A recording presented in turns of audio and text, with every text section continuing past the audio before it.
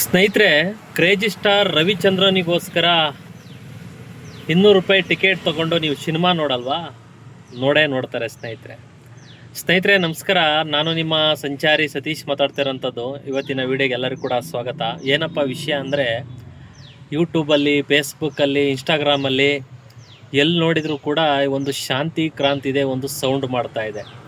ಎಲ್ಲ ಕಡೆ ಸಾಮಾಜಿಕ ಜಾಲತಾಣದಲ್ಲಿ ವಿಡಿಯೋಗಳನ್ನು ಮಾಡಿ ಶಾಂತಿ ಕ್ರಾಂತಿ ಮತ್ತೆ ಬಿಡುಗಡೆ ಆಗಬೇಕು, ಅಥವಾ ಸಿನಿಮಾವನ್ನು ನಾವು ನೋಡಿ ಗೆಲ್ಲಿಸ್ತೀವಿ, ಮತ್ತೆ ರಿಲೀಸ್ ಮಾಡಿ ರವಿ ಮಾಮ ಅಂತೇಳಿ ರವಿಚಂದ್ರನ್ ಅವರಿಗೆ ಎಲ್ಲರೂ ಕೂಡ ಟ್ಯಾಗ್ ಮಾಡಿ ಒಂದು ವಿಡಿಯೋವನ್ನು ಮಾಡಿ ಸಾಮಾಜಿಕ ಜಾಲತಾಣದಲ್ಲಿ ಆಗ್ತಾಯಿದ್ದಾರೆ. ಸ್ನೇಹಿತರೆ ನೋಡಿ, ಈ ಒಂದು ಕ್ರೇಜನ್ನು ನೋಡ್ತಾ ಇದ್ದರೆ ಆ ಸಿನಿಮಾ 1991ರಲ್ಲಿ ಏನು ತೆರೆಯನ್ನು ಕಾಣ್ತದೆ. ಈಗ ಒಂದು 38 ವರ್ಷ ಆದ ಬಳಿಕ ನಮ್ಮ ಕನ್ನಡಿಗರು ಯಾವ ರೀತಿಯಾಗಿ ಒಂದು ಇನ್ಸ್ಟಾಗ್ರಾಮಲ್ಲಿ, ಫೇಸ್ಬುಕ್ಕಲ್ಲಿ ಟ್ರೆಂಡಿಂಗ್ ಮಾಡ್ತಾ ಇದ್ದಾರೆ ಅಂತ ಅದನ್ನು ಮರು ಬಿಡುಗಡೆ ಮಾಡಿ ನಾವು ನೋಡಿ ಗೆಲ್ಲಿಸ್ತೀವಿ ಅಂತೇಳಿ ನೋಡಿ. ಸುಮಾರು ಜನ ಇವತ್ತು ರವಿಚಂದ್ರನ್ ಅವರೇ ಯಾವುದೋ ಒಂದು ರಿಯಾಲಿಟಿ ಶೋಗಳಲ್ಲಿ ಮತ್ತೊಂದರಲ್ಲಿ ಎಲ್ಲ ಕಡೆ ಈ ಸಿನಿಮಾವನ್ನು ಮಾಡಿ ನಾನು ಸೋತ್ಬಿಟ್ಟೆ, ಸಾಲ ಆಗ್ಬಿಡ್ತು, ಮತ್ತೊಂದು ಈ ಸಿನಿಮಾಗೋಸ್ಕರ ನಮ್ಮ ಇಡೀ ಜೀವನವನ್ನು ಸಾಲ ತೀರ್ಸೋಕ್ಕೆ ನಾನು ಮುಡುಪಾಗಿಟ್ಬಿಟ್ಟೆ, ಮತ್ತೊಂದು ಅಂಥೇಳಿ ಕೆಲವೊಂದು ರಿಯಾಲಿಟಿ ಶೋಗಳಲ್ಲಿ ನಾವು ನೋಡಿರೋಂಥದ್ದು. ನೋಡಿ, ರವಿಚಂದ್ರನಿಗೋಸ್ಕರ ನೀವೆಲ್ಲರೂ ಕೂಡ ಅವರು ಮಾಡಿದಂಥ ಸಿನಿಮಾಗಳು, ಆ ಸಿನಿಮಾದಲ್ಲಿರುವಂಥ ಹಾಡುಗಳು ಯಾವ ರೀತಿಯಾಗಿ ಇದೆ ಅನ್ನೋದನ್ನು ನೀವೆಲ್ಲರೂ ಕೂಡ ಇಂದಿವರೆಗೂ ಕೂಡ ಹಾಡನ್ನು ಕೇಳ್ತಾ ಇದ್ದೀರಾ. ಎಷ್ಟು ಕೇಳಿದರೂ ಕೂಡ ಇನ್ನೂ ಕೇಳೋಣ ಅಂತ ಅನಿಸುತ್ತೆ. ನಮ್ಮ ಈ ಪೀಳಿಗೆ ಅಲ್ಲ, ಇನ್ನೂ 2-3 ಪೀಳಿಗೆ ಹೋದರೂ ಕೂಡ ಆ ಸಿನಿಮಾ ಸಾಂಗ್ಗಳು, ಸಾಹಿತ್ಯಗಳು ಇನ್ನೂ ಕೂಡ ಟ್ರೆಂಡಿಂಗಲ್ಲಿರ್ತವೆ, ಇನ್ನೂ ಕೂಡ ಕೇಳ್ತಾ ಇರಬೇಕು ಅನಿಸುತ್ತೆ ಸ್ನೇಹಿತರೆ. ಆ ರೀತಿಯಾಗಿ ಹಾಡು ಸಾಂಗ್ಗಳೆಲ್ಲ ಇದೆ. ಆ ರೀತಿಯಾಗಿ ನಮಗೆ ಮನೋರಂಜನೆ ಕೊಟ್ಟಂತಹ ರವಿಚಂದ್ರನ್ ಅವರು ತನ್ನ ಜೀವನ ಪೂರ್ತಿ ಸಿನಿಮಾಗೋಸ್ಕರ, ತನ್ನ ಬದುಕನ್ನು ಸಿನಿಮಾಗೋಸ್ಕರ ಯಾವುದೋ ಲಾಭಕ್ಕೋ ಮತ್ತೊಂದಕ್ಕೋ ಸಿನಿಮಾ ಮಾಡಿಲ್ಲ. ಒಟ್ಟಿಗೆ ಸಿನಿಮಾ ಮಾಡಬೇಕು, ನಾನು ಚಿತ್ರರಂಗದಲ್ಲಿರಬೇಕು.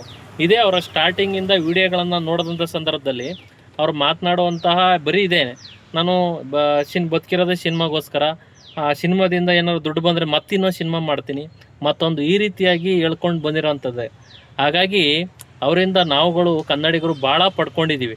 ಆದರೆ ಅವರನ್ನು ಎಲ್ಲ ಒಂದು ಕಡೆ ನಾವು ಕುಗ್ಸ್ತಕ್ಕಂಥ ಕೆಲಸವನ್ನು ಮಾಡಿದ್ದೇವೆ. ಆಗ ಆ ಸಿನಿಮಾ ಗೆದ್ದಿಲ್ಲ, ಶಾಂತಿ ಕ್ರಾಂತಿ. ಈಗ ಆ ಸಿನಿಮಾವನ್ನು ನೀವು ಎಲ್ಲರೂ ಕೂಡ ಚಿತ್ರಮಂದಿರಗಳಲ್ಲಿ ಏನಾದ್ರು ಕೂಡ ಮರುಬಿಡುಗಡೆ ಆಯಿತು ಅಂತಂದರೆ ಚಿತ್ರಮಂದಿರಗಳಲ್ಲಿ ಹೋಗಿ ಒಂದು 200 ರೂಪಾಯಿ ಟಿಕೆಟ್ ತೊಗೊಂಡು ನೀವು ನಿಮ್ಮ ಸ್ನೇಹಿತರು, ಮಕ್ಕಳು, ಮತ್ತೊಂದು ಎಲ್ಲರನ್ನೂ ಕರ್ಕೊಂಡು ಹೋಗಿ ಆ ಸಿನಿಮಾವನ್ನು ನೋಡಿದರೆ, ನಾವು ಒಂದು 200 ರೂಪಾಯಿ ಕೊಟ್ಟು ಸಿನಿಮಾವನ್ನು ನೋಡಿದರೆ ಅದರಲ್ಲಿ ಅವರಿಗೆ ಲಾಭ ಮತ್ತೊಂದು ಬಂದು ಅವರು ಕೂಡ ಇನ್ನಷ್ಟು ಸಿನಿಮಾವನ್ನು ಮಾಡಲಿಕ್ಕೆ ಉತ್ಸಾಹ ಬರುತ್ತದೆ. ಈಗೇನು ಇದಕ್ಕೆ ಹೋಗಿದ್ರು, ಆ ಸಿನಿಮಾ ಮಾಡಿ ಭಾಳ ಲಾಸ್ ಆಗಿಬಿಟ್ಟೆ ಅಂತ ಟೆನ್ಷನ್ ತೊಗೊಂಡಿದ್ರು, ಇಲ್ಲಿ ಇಷ್ಟು ವರ್ಷ ತನಕ ಬಂದಿದ್ದಾರೆ. ಆ ಒಂದು ಟೆನ್ಷನನ್ನು ನಾವು ದೂರ ಮಾಡಿದಾಗ, ಇಲ್ಲ ನಮ್ಮ ಕನ್ನಡಿಗರು ಯಾವತ್ತೋ ಒಂದು ಮಾಡಿದ ಸಿನಿಮಾವನ್ನು ಗೆಲ್ಲಿಸ್ತಾರೆ ಅನ್ನೋದಕ್ಕೆ ಇದೊಂದು ಸಾಕ್ಷಿ ಆಗುತ್ತೆ, ಮತ್ತೊಂದು ಅಂತೇಳಿ ಅವರು ಒಂದು ತಿಳ್ಕೊತಾರೆ. ಹಾಗಾಗಿ ನೀವೆಲ್ಲರೂ ಕೂಡ ಆ ಸಿನಿಮಾವನ್ನು ನೋಡಲೇಬೇಕು ರೀ. ಯಾರೇ ಇವತ್ತು ಫ್ಯಾನ್ ಇಂಡಿಯಾ ಸಿನಿಮಾ ಮತ್ತೊಂದು ಅಂತ ಹೇಳ್ತಾರಲ್ಲ, ಅವತ್ತಿನ ಕಾಲದಲ್ಲಿ 38 ವರ್ಷದ ಹಿಂದೆಯೇ ಫ್ಯಾನ್ ಇಂಡಿಯಾ 4 ಭಾಷೆಗಳಲ್ಲಿ ಸಿನಿಮಾವನ್ನು ಒಂದೇ ಸೆಟ್ಟಲ್ಲಿ ಮಾಡಿದಂಥ ಏಕೈಕ ನಾಯಕ ಯಾರು ಇತ್ತು ಅಂತಂದರೆ ಅವರು ರವಿಚಂದ್ರನ್ ಅವರು. ಅಂಥ ಸಿನಿಮಾವನ್ನು ಫ್ಯಾಷನ್ನಾಗಿ ಮಾಡಬೇಕು, ಮತ್ತೊಂದು ಅಂತ ಅಂದರೆ ಅವ್ರ ಸೀನ್ಗಳು ಒಳ್ಳೆ ಗ್ರ್ಯಾಂಡಾಗಿ ತೆಗಿಬೇಕು, ಯಾರೂ ತೆಗ್ದಿರಬಾರ್ದು. ಈಗೆಲ್ಲ ಮಾಡ್ತಾ ಇದ್ದಾರಲ್ಲ, ಈಗ ಮಾಡಿರೋದಲ್ಲ, 38 ವರ್ಷಗಳ ಹಿಂದೆಯೇ ಸುಮಾರು 10 ಕೋಟಿಗಿಂತೂ ಹೆಚ್ಚು ದುಡ್ಡನ್ನು ಖರ್ಚು ಮಾಡಿ ಆ ಒಂದು ಶಾಂತಿ ಕ್ರಾಂತಿಯನ್ನು ಸಿನಿಮಾವನ್ನು ರಚನೆ ಮಾಡಿದ್ರಲ್ಲ. ಇವತ್ತು ಮಾಡ್ಬೋದೇನೋ ಬಿಡಿ. ಅವತ್ತಿನ ಕಾಲದಲ್ಲೇ ಇಷ್ಟೊಂದು ಟೆಕ್ನಾಲಜಿ ಇಲ್ಲದೆ ಹೋದಂಥ ಟೈಮ್ನಲ್ಲೇ ಆ ಒಂದು ಸಿನಿಮಾವನ್ನು ತೆಗೆದಿದ್ರಲ್ಲ, ನಿಜವಾಗ್ಲೂ ಕೂಡ ಅವರು 2 ಸಾಪ್ ಹೇಳಬೇಕಾಗ್ತದೆ. ಸುಮಾರು ಜನ ಬೇರೆ ಒಂದು ಎಲ್ಲರೂ ಕೂಡ ನಮ್ಮ ಕೆಲವೊಂದು ಸಿನಿಮಾ ಫ್ರೀಯರ್ ಎಲ್ಲ ಮಾತಾಡೋದು ಏನಂತ ಅಂದರೆ, ರವಿಚಂದ್ರನ್ ಅವರು ನಮ್ಮ ಇಂಡಸ್ಟ್ರಿಯಲ್ಲಿ ಇಲ್ಲದೆ ಹೋದರೆ ಬೇರೆ ಒಂದು ಇಂಡಸ್ಟ್ರಿಯಲ್ಲಿ ಇದ್ದರೆ ಇಷ್ಟೊತ್ತಿಗೆ ಯಾವುದೋ ಒಂದು ಮಟ್ಟಕ್ಕೆ ಹೋಗೋರು ಅಂಥೇಳಿ ಇವತ್ತು ಕೂಡ ನಮ್ಮ ಕನ್ನಡಿಗರೇ ಮಾತನಾಡ್ತಾರೆ.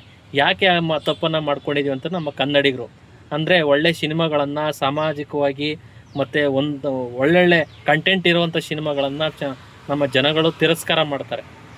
ಹಾಗಾಗಿ ನಾವು ಹೇಳೋದಂತಾನೆ, ರವಿಚಂದ್ರನ್ಗೋಸ್ಕರ ನಾವೆಲ್ಲರೂ ಕೂಡ ಒಂದು 200 ರೂಪೀಸು ಆ ಟಿಕೆಟ್ ತೊಗೊಂಡು ಎಲ್ಲರೂ ಕೂಡ ಸಿನಿಮಾವನ್ನು ನೋಡಿ ಅವರ ಮತ್ತೆ ಇನ್ನೂ ಹೆಚ್ಚು ಸಿನಿಮಾವನ್ನು ಮಾಡುವಂಥ ಶಕ್ತಿ ಅವರಿಗೆ ಭಗವಂತ ಕರುಣಿಸ್ಲಿ ಅಂತ ಹೇಳ್ತಾ ನಾವು ಕೂಡ ಅದಕ್ಕೆ ಸಪೋರ್ಟ್ ಮಾಡೋಣ. ಅವತ್ತು ಪ್ರೇಮ ಲೋಕದಲ್ಲಿ 8 ಸಾಂಗ್ಗಳನ್ನು ಹಿಡ್ಕೊಂಡು ಆ ಒಂದು ಸಾಹಿತ್ಯಗಳನ್ನು ಹಂಸಲೇಖ ಅವರು ಯಾವ ರೀತಿಯಾಗಿ ಒಂದು ಮ್ಯೂಸಿಕ್ ಕಂಪೋಸ್ ಮಾಡಿ ಇಲ್ಲಿವರೆಗೆ ಅಂತಂದರೆ ರವಿಚಂದ್ರನ್ ಅವರ ಸಿನಿಮಾದ ಹಾಡೇ ಒಂಥರ ಕಂಡ್ರಿ, ಕೇಳೋಕ್ಕೆ ಇನ್ನೂ ಕೇಳೋಣ ಅನ್ನೋ ಆ ರೀತಿಯಾಗಿ ಫೀಲಿಂಗ್ ಬರ್ತದೆ.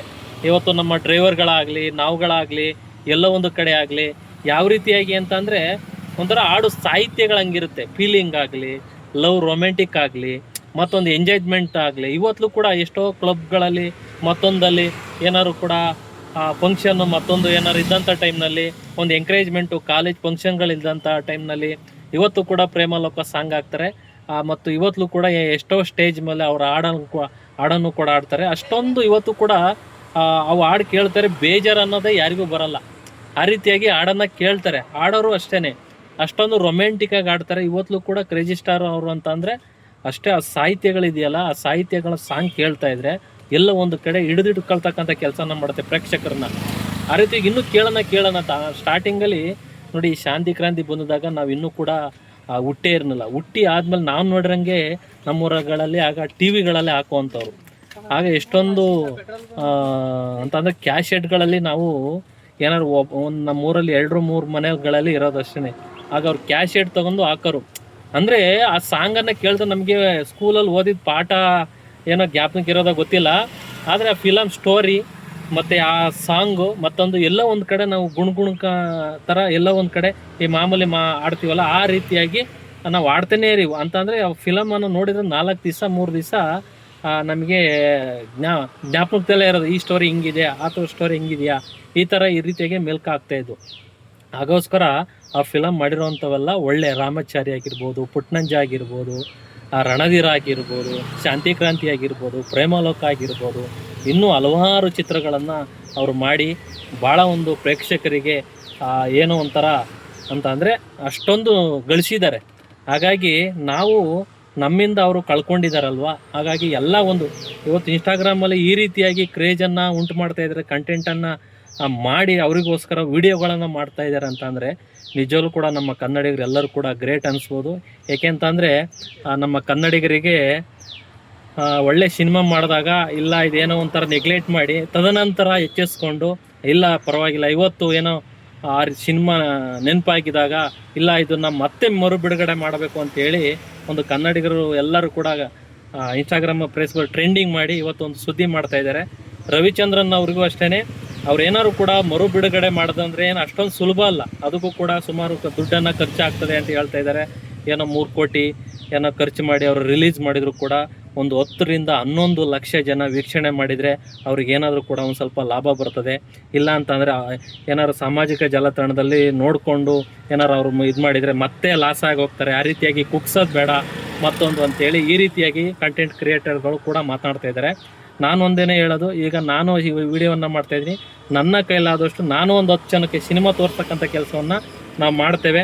ಸುಮಾರು ಜನ ಇವತ್ತು ಸುಮಾರು ಜನ ಇದ್ದೀರಾ, ನೀವು ಮಕ್ಕಳುಗಳು ಮತ್ತೊಂದು ನಿಮ್ಮ ಸ್ನೇಹಿತರುಗಳು ಇವರೆಲ್ಲರನ್ನೂ ಕೂಡ ಕರ್ಕೊಂಡೋಗಿ ಸಿನಿಮಾವನ್ನು ತೋರಿಸಿದರೆ ಗ್ಯಾರಂಟಿ ಸಿನಿಮಾ ಸಕ್ಸಸ್ ಕಂಡೇ ಕಾಣುತ್ತೆ ಅನ್ನೋದನ್ನು ನಿಮ್ಮ ಮುಖಾಂತರ ಹೇಳ್ತಾ, ಹಾಗೆ ಕ್ರೇಜಿ ಸ್ಟಾರ್ ರವಿಚಂದ್ರನ್ ಅವರಿಗೆ ವಿಡಿಯೋ ಮಾಡಿ ನಿಮ್ಮದೇ ಆದಂಥ ರೀತಿಯಲ್ಲಿ ವಿಡಿಯೋಗಳನ್ನು ಮಾಡಿ ಸಾಮಾಜಿಕ ಜಾಲತಾಣದಲ್ಲಿ ಹಂಚ್ಕೊಳ್ಳಿ, ಅವರಿಗೆ ಟ್ಯಾಗ್ ಮಾಡಿ ಮತ್ತು ಬಿಡುಗಡೆ ಆಗಲಿ, ಅವರ ಒಂದು ಉನ್ನತ ಸ್ಥಾನದಲ್ಲಿ ಕೂತ್ಕೊಂಡು ಮತ್ತೆ ಒಳ್ಳೊಳ್ಳೆ ಸಿನಿಮಾಗಳನ್ನು ಕನ್ನಡ ಚಿತ್ರರಂಗಕ್ಕೆ ತಂದುಕೊಡ್ಲಿ ಅನ್ನೋದನ್ನು ನಾನು ಈ ಮುಖಾಂತರ ನಾನೊಬ್ಬ ಆಟೋ ಚಾಲಕನಾಗಿ ಹಾಗೂ ನಾನೊಬ್ಬ ಯೂಟ್ಯೂಬರ್ ಆಗಿ ನಾನು ಈ ಒಂದು ವಿಡಿಯೋವನ್ನು ಮಾಡ್ತಾಯಿದ್ದೀನಿ. ಸ್ನೇಹಿತರೆ, ನಿಮ್ಮ ಅನಿಸಿಕೆ ಅಭಿಪ್ರಾಯಗಳನ್ನು ಕಮೆಂಟ್ ಮುಖಾಂತರ ತಿಳಿಸಿ. ಹಾಗೆ ಇದೇ ರೀತಿಯಾಗಿ ವಿಡಿಯೋಗಳನ್ನು ಮಾಡ್ತಾ ಇರ್ತೀನಿ, ಹೆಚ್ಚಿನ ರೀತಿಯಲ್ಲಿ ಸಪೋರ್ಟ್ ಮಾಡಿ, ನಿಮ್ಮ ಆಶೀರ್ವಾದ ನಮ್ಮ ಮೇಲೆ ಇರಬೇಕು ಅನ್ನೋದನ್ನು ನಾನು ನಿಮ್ಮ ಮುಖಾಂತರ ಹೇಳ್ತಾ, ಜೈ ಕರ್ನಾಟಕ ಮತ್ತು ಜೈ ಕ್ರೇಜಿ ಸ್ಟಾರ್. ನಮಸ್ಕಾರ.